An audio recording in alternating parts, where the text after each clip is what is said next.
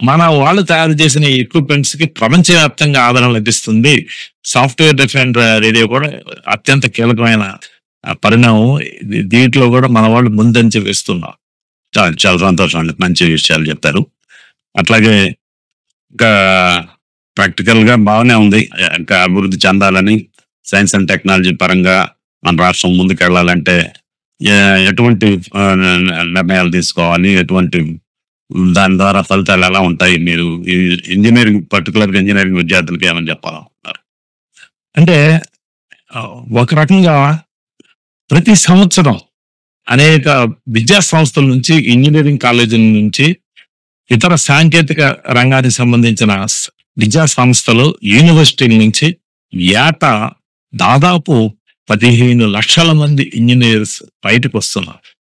ఈ సంఖ్య మిగతా అభివృద్ధి చెందిన దేశాలైన చైనా, అదేవిధంగా అమెరికా వాటితో పోల్చుకుంటే సంఖ్య చాలా పెద్దది. ఫీల్డ్లో మనం కొంతమందినైనా కొంత పర్సెంటేజ్, ఈవెన్ 1% ఎక్కువ ఎక్స్పెక్ట్ చేయట్లేదు. 1% మొబిలిటీ వాళ్ళని ఎంకరేజ్ చేసి హ్యామ్ రేడియో ఆపరేట్ చేసినప్పటికీ కూడా చాలా పెద్ద ఎత్తున మార్పు వస్తుంది.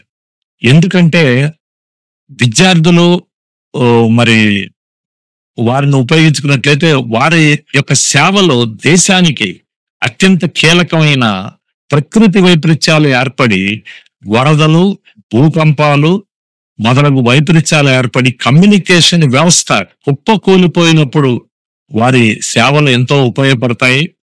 దీన్ని దృష్టిలో పెట్టుకునే ఇతర దేశాల్లో సమర్థవంతంగా వారి యొక్క యువతను హ్యామ్ రేడియో వ్యవస్థలో అనేక రకాలుగా ప్రోత్సహిస్తున్నారు.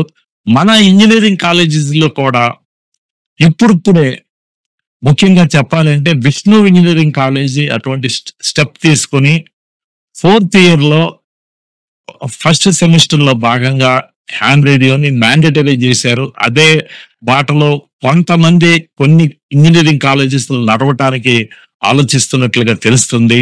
అదే జరిగితే ఈ యొక్క హ్యామ్ రేడియోలో వచ్చిన మార్పులు దేశంలోనే ఎలక్ట్రానిక్స్ రంగంలోనే మార్పులు కారణం అవుతుంది.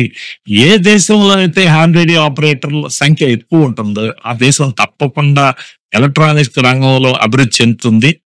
దానికి ప్రత్యక్ష సాక్షి జపాన్. ఈ రోజున అక్కడ ఉన్న అత్యధిక సంఖ్యలో ఉన్న హ్యామ్ రేడియో ఆపరేటర్స్ ఎలక్ట్రానిక్స్ రంగం ముందంజలో వేయటానికి వాళ్ళు కారణమయ్యారు.